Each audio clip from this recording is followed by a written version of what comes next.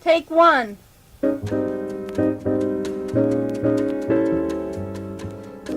Good evening and welcome to Take One, a new public affairs program here on WBRU-FM. Take One. We'll be taking a look in the weeks to come at various issues of public import, and it will be heard every Friday night here on WBRU at 6:35. I'm Bill Lichtenstein, and this week, the big three networks, CBS and NBC and ABC, preview their new fall lineup of TV shows. Tonight on Take One, we'll be taking a look at the upcoming television season. To do that, we'll be speaking with some national media watchers, including representatives of Action for Children's Television, based in Newton, Massachusetts, and the Washington, D.C.-based National Citizens Committee on Broadcasting. We'll also be speaking with Martin Mull, the man who played Barth Gimble on the successful satire of television talk shows, the program called Fernwood Tonight. He'll be telling us why Fernwood Tonight was such a breakthrough in television programming. And we'll be looking at the most controversial show in years, Soap, which premiered this past Tuesday. All of this and more tonight on the show we're calling No Soap Television. Hey, what you doing, man? Just watching TV, man. Watching TV? What are you watching, man? I don't know, it's a movie about Indians, but it's really boring. Hey, man, that's not a movie, man. That's a test pattern, man. Oh, far out.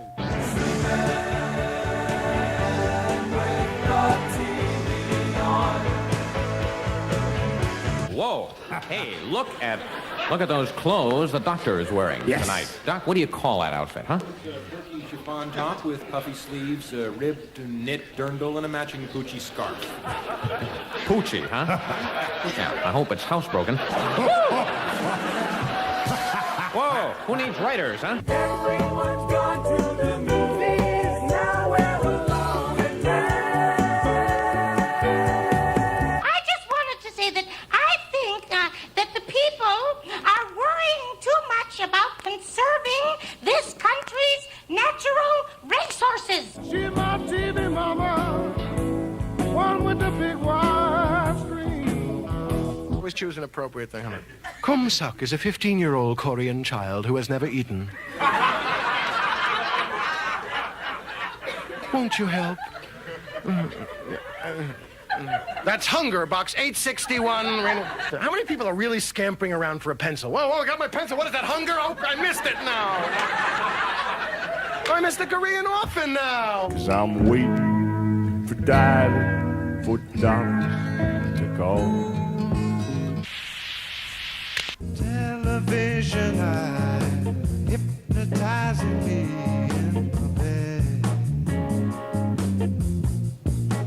Well, to start off with, this season has been called by some media watchers the most competitive, the most innovative, the most comic, and the most non-violent season ever. And that season started this past week. Apparently, the presiding geniuses of the research departments at the Big Three have concluded that they cannot conclude what the public will like or what they won't like, and rather than commit the networks to 13 or 22 episodes of a series that may flop in 4 weeks, the accountant creators in the front office have turned to special programming. Well, looking at the regular lineup at the Big Three, we take a quick glance around and see that 60 Minutes will be continuing in its regular Sunday night slot. Its high ratings proving that a thoughtful and insightful public affairs format can, in fact, compete with situation comedies. In case you're following it, Rhoda Gets Divorced. ABC has transplanted a Barney Miller-like police room into the middle of a small Georgia town, providing a forum for racial humor in Carter Country. And formerly off-color comedians Red Fox and Richard Pryor are trying to clean up their act just a little bit to take on their own TV shows. And 12-year-old Gabriel Melger will be replacing the late Freddie Prinze on Chico and the Man. For all you Star Treks out there, you know that Star Trek's future has been changing faster than a spaceship can travel. The latest Paramount plans are that they're going to ditch their plans to produce a feature film around the Star Trek format. Instead, they'll be putting together a TV series that would be part of a special fourth network setup, with Paramount selling an hour Star Trek show plus a movie or a mini-series that would make up a full evening's entertainment weekly. Well, that plan has not been able to be actually materialized by the beginning of the season, so you can look forward to that. next year, not this year. Many formerly successful series have been wearing thin and are being pushed to new extremes. The Happy Days gang, who graduated from high school the last episode last year, will be moving to Hollywood. And to respond to those who said it can't happen here, the Bionic Woman has moved from ABC to NBC, and this Saturday night will be introducing viewers to the Bionic Dog. Television hypnotizing me in my bed. But the real talk this season is about a new program that aired this past Tuesday night for the first time. It's the show called Soap. Did you see Soap? Yes, I did. What did you think of it? Actually, I thought it was a bit sick. But I think television's been ready for that sort of thing for quite a while. It was not very funny. It was not even particularly shocking. But I would probably watch it again. Soap, soap, soap, soap, soap, soap, soap. Check this storyline. Jessica Tate is wealthy, she's naive, she's spacey. She's married to Chester, who's carrying on with 4 other women. The two have 3 children. One is seeing a legislator on the side. The other is dividing her time between a tennis pro and a priest who would like to see the communion wafer replaced by the Oreo cookie. And the third child is a 14-year-old boy worried about pimples. The Tates live with their grandfather, who's still fighting World War II, and a black butler with an unreconcilable belligerence toward the family. Now, Jessica's sister, Mary Campbell, lives on the other side of town, and, well, you get the picture. By the time the first 3 episodes are over, ABC's new addition to the fall schedule, Soap, has spoofed adultery, incest, transsexuality, impotence, religion, ethnic tensions, pimples, organized crime, blackmail, and you name it. And because of this, Soap has brought about a controversy in recent months that's embroiled the Board of Rabbis of Southern California, who, sight unseen, called Soap, quoting now, an affront to our spiritual sensibilities. It's also embroiled the Christian Life Commission of the Southern Baptist Convention, who asked ABC to cancel this morally reprehensible show, and the U.S. Catholic Conference, who criticized Soap most fiercely. Soap was also criticized by Newsweek, who called the show so saturated with sex that it could replace violence as the PTA's video enemy #1. Time and the Los Angeles Times concurred. I spoke with the Reverend Dick Dannenfelser, who reflected many of these same opinions. My own reaction to Soap was basically that I think it is obscene, but not from any in a sense of a puritanical point of view. I think as obscene. I saw it last night. I was absolutely bored by it in terms of the program. What was obscene to me, and I think the definition of obscenity should be more in terms of human definitions. It was obscene because it dehumanized other people and reinforced kinds of stereotypes, sex role stereotypes and family stereotypes that really need to be exploded, and reinforce kinds of mythologies about people who are gay or even who are straight. That should not be reinforced. So my own reaction to it, that obscenity is defined in terms of the human aspect, and that's what was obscene to me about Soap. See Soap? Yes, I did. I just watched 5 minutes of it. Well, what did you think of what you saw? I thought it looked terrible. I think it was great, you know. Are you going to continue watching it? Yeah, might as well. What's your favorite TV show? Richard Pryor. Did you see Soap? Yes, I did. What did you think of it? Well, I liked it pretty much. You see, I like naked bodies. I thought it was different. I thought it was kind of, I thought that it was interesting. I thought that, it was better than most of these other things you have on prime time.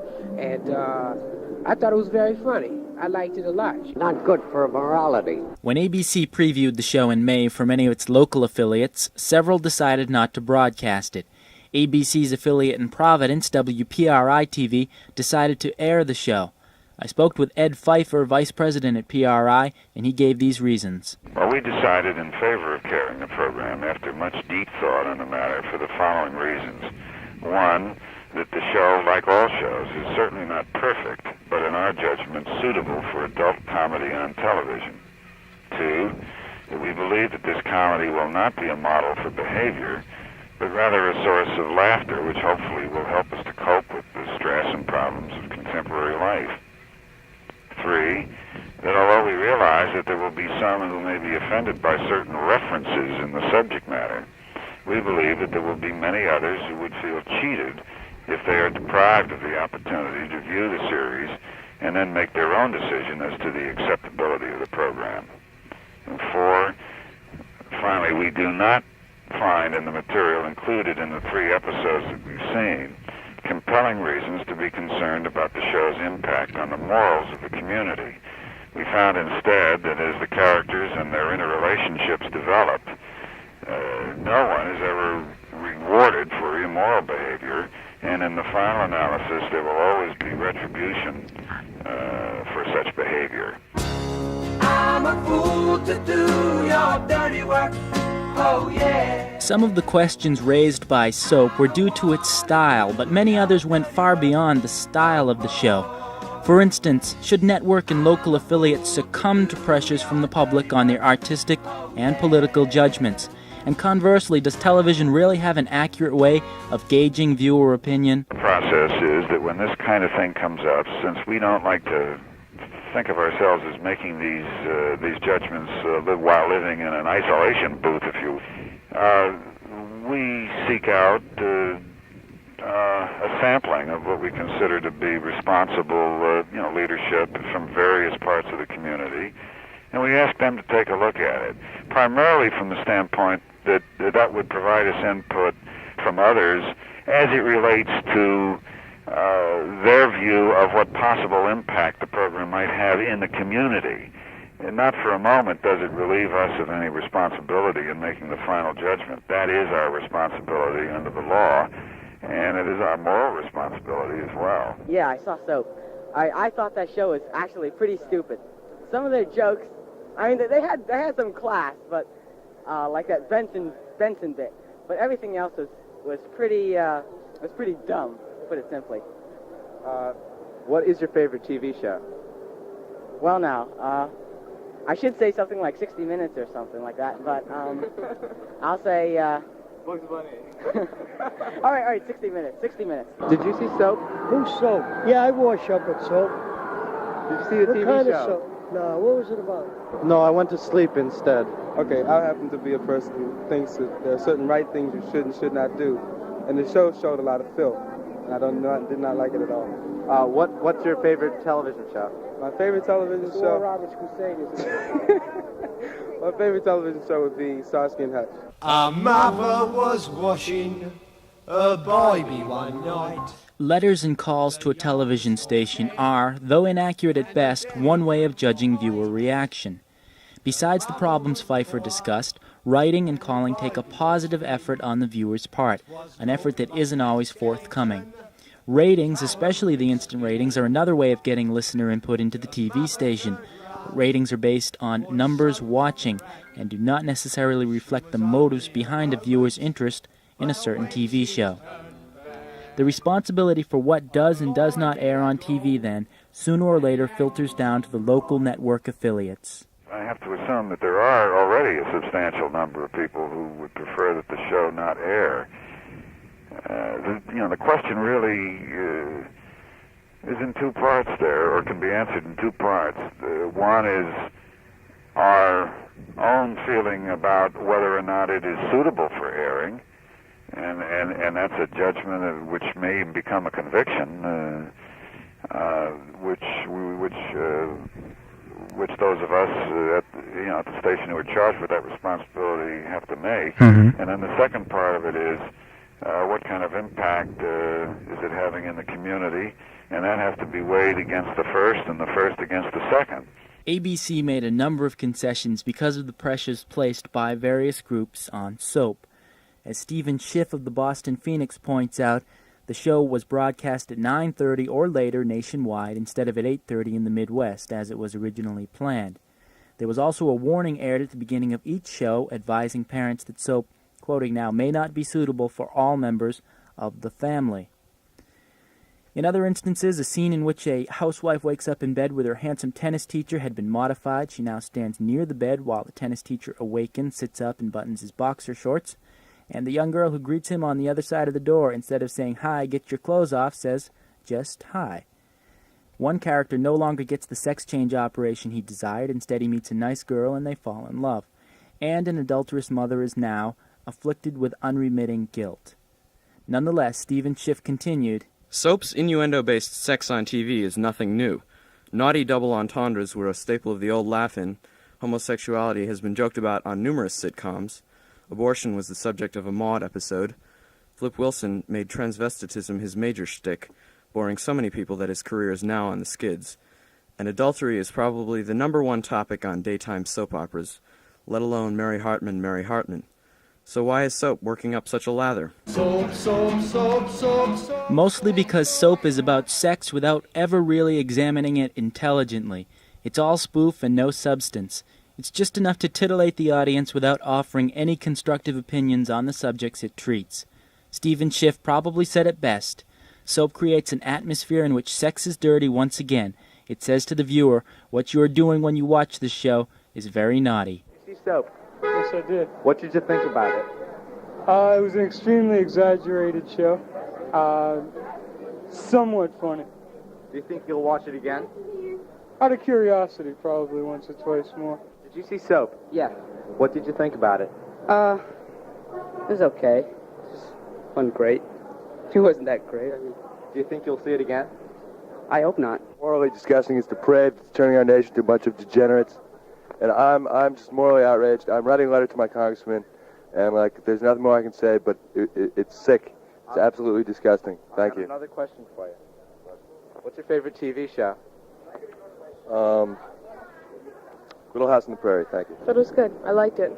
Are you going to see it again? Probably. And I thought it was the most idiotic thing that's ever come down the pike. I mean, it's just another trick designed to get the consumers money, and, I think it was really terrible. I thought it was good. It was funny and everything. Do you think you'll watch it again? Yeah. Although much of the criticism of the show Soap was that it would have a bad effect on young children, many of the children we spoke with found the show just simply mediocre. They weren't that interested in it. Another area of concern is programming for children under the age of 6. One of the groups that for many years has been lobbying for more input into the way the networks produce shows for young children is Action for Children's Television. It was started about 7 years ago by a mother of 3 named Peggy Charan. Peggy Charan got fed up with the types of commercials she saw on Saturday morning children's TV and the amount of violence that the cartoons contain, and she started Action for Children's Television. Well, we spoke with Peggy Charan this week. She just returned from Washington, where she was testifying before a Senate committee about the effects that a new breakfast cereal would have on young children. It's called Cookie Crisps. It's in the shape of small chocolate chip and vanilla wafers, and it encourages children to eat cookies for breakfast. We spoke with Peggy Charan about what she feels the trends are in children's television. There are still racial and ethnic stereotypes. Women are still treated as dumb people who can't do very much of anything, and the aged, when they do appear, they were almost totally non-existent on programming for children. When they do appear, they are foolish and also look like they don't know how to behave in any situation. And this is not appropriate kind of message. These are not appropriate kinds of messages to give children at any time. And the Saturday morning cartoons are full of them. Well, if you had to choose one show from the upcoming season that children should be watching, what would it be? I think that just as we expect the broadcaster to provide diversity, we think there's a diversity of programs that are good for children. And I suppose if I had to say something in particular, it would be that more parents should take a look at what's available on public television for kids, everything from Once Upon a Classic to Zoom, to some new programs that will be coming up that provide a different kind of picture of disabled and handicapped children from those that have ever appeared on television before, to really look at what's on public broadcasting that does provide a significant alternative to some of the commercial offerings that seem to be junk food for the eyes. Okay, the last question is, if there was one specific area of children's TV that you would really like to see worked on, what would it be, as far as either less violence or more educational shows or more shows that have direct involvement by kids? What area do you think needs the most kind of attention by networks right now? I think when it comes to networks, it's a question of diversity of program format, diversity of content, and the absolute end to selling children products that nobody wants them to have. Nobody who cares about children, that the only people who want them to have it are the people who are selling the product.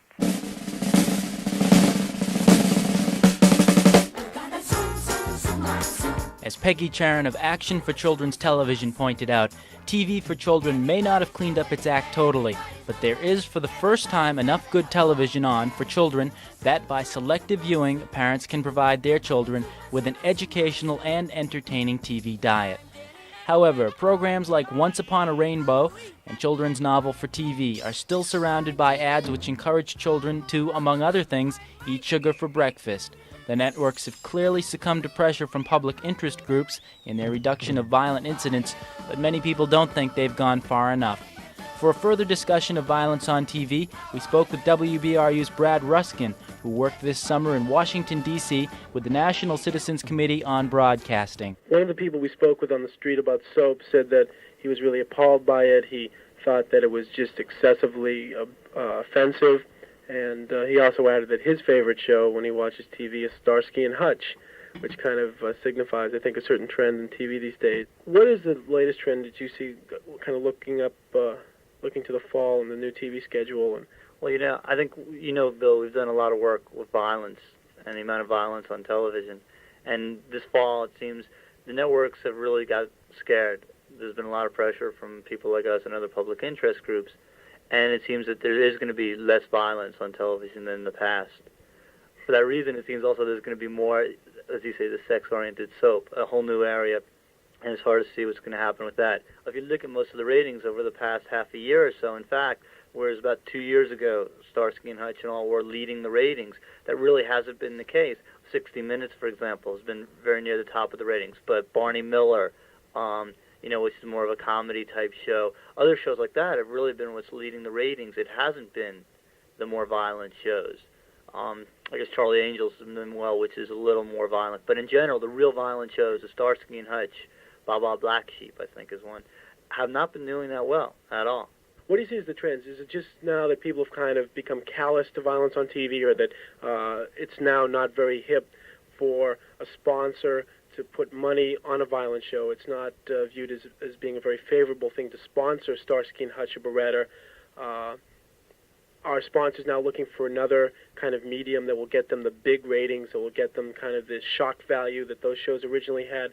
And is that shock value now becoming sex on TV? Is we're going to start seeing softcore pornography on television? What do you think the kind of watchdog reaction will be? Will it be the same as towards violence? Oh, first, sort of two parts of that question. First, as far as the violence, yeah, it seems, I think it's a mixture of the two. Advertisers sort of sense that it's not where they should be putting their money. Advertising agencies are not telling people, or not telling clients that that's where they should advertise. Part of that is because people aren't as interested. Basically, if you watch a lot of the shows, they are incredibly identical. There isn't a great, amount of detail, and there's not a great amount of difference between plots. They tend to be the same. And I guess people have just sort of, it's worn out. And again, like you said, there's one thing for attraction. Sex is the obvious one, and they think they can get away with more now than they could have gotten away with 10, 15 years ago. Someone like Robert Blake of Beretta, I don't know how familiar, but he came out complaining like crazy with these ratings and said, look, I'm trying to put together a good product. I'm trying to do something creative, and in the real world there is some violence. And to be realistic, there has to be some violence on my show, and I'm not doing it to titillate the audience. I think that's a legitimate argument. The problem is I don't think it's the true case for most television shows, and how to distinguish between those two is almost impossible. I mean, where is it just for titillation, and where is it to deal with a serious subject? And that seems like a clear line, but sometimes the line's pretty vague as to what's creative work and what is simply trying to get a bigger audience for more sponsors. That was Brad Ruskin, who worked this past summer in Washington, D.C. with Nick Johnson, the ex-Maverick commissioner of the FCC. With the cancellation of Mary Hartman due to Louise Lasser's leaving the show, their creators needed a summer replacement program before introducing Forever Fernwood, basically Mary Hartman without Mary Hartman. Their answer was Fernwood Tonight, a spoof of both Carson talk programs and local TV talent shows. Many people feel that Fernwood Tonight broke new ground in their offbeat, offhand, and off-the-cuff treatment of sex, religion, race discrimination, and other sensitive subjects. The host and ringleader of Fernwood Tonight is Martin Mull, former student at the Rhode Island School of Design, now a recording artist, and most recently actor. You may remember him as wife-beater Garth Gimble in Mary Hartman. In Fernwood Tonight, he plays Garth's brother, Barth Gimble, host of the Fernwood Talk Show. We spoke with Marty about television today. First of all, what you have is you have two things. You cited soap and our show as being revolutionary and therefore paving the way for something that they occurred at this time, and so in future times it has opened doors. The idea is you don't know whether or not the time caused the show or the show caused the time. I mean, it's the idea of I don't think we went in and specifically tried to say, hey, let's tear this down or let's not tear this down. It's just that the times dictated a certain way of approaching something. And I think that just evolution is probably as much responsible for what's on TV and what's not as anything. Okay, let me ask you one last question, which will hopefully be an easy one. What's happening to Barth Gimble, and what's happening to the whole Fernwood crowd this coming fall? Well, right now we are slated to go off the air, depending on when we went on the air, in whatever specific market, around the 1st of October, and will be replaced by Forever Fernwood, which is a Mary Hartman-less Mary Hartman. And they have a lot of guest stars with Elkie Summer and Tab Hunter and people of that sort. And then what they're talking now is to renew us, probably starting back on again in January, because we've had enough good ratings and enough good press and word of mouth that they don't want to cancel the show, even though it was originally conceived as simply a summer replacement. But exactly how, we don't know. I was talking to one of the producers last night, and he suggested they're thinking of going once a week for 90 minutes. The other day it was every night at 7:30, so it's still up for grabs. And if it doesn't come back, I'll simply cry and kill myself. I think that our show did to television what numbering did to oil painting. Well, tonight we've mainly been discussing the programs of the Big Three, ABC, NBC, and CBS, and we've overlooked those shows on the public broadcasting service, aired on their local affiliate channel 36 WSBE. This is because PBS does not run on the same calendar as the Big Three, and is continually adding and dropping shows month by month. Hopefully, we'll be taking a look at PBS in the weeks to come.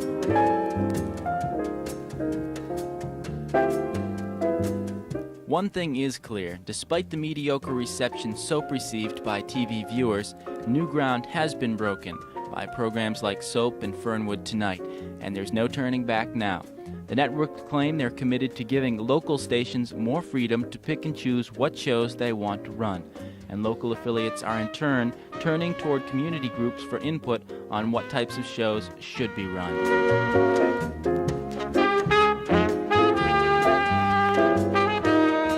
One thing is for sure, this season's programming, be it good or bad, is the most diverse ever. You've been listening to the premiere of Take One, a new weekly public affairs program on WBRU. You can tune in for Take One every Friday night at 6:35. As always, we welcome your comments on tonight's show and ideas for future programs. Just write WBRU, 75 Waterman Street, Providence, Rhode Island, 02912. For Billy Lichtenstein, Jang-Ho Cha, and John Edwards, I'm Eric Schultz. Good night.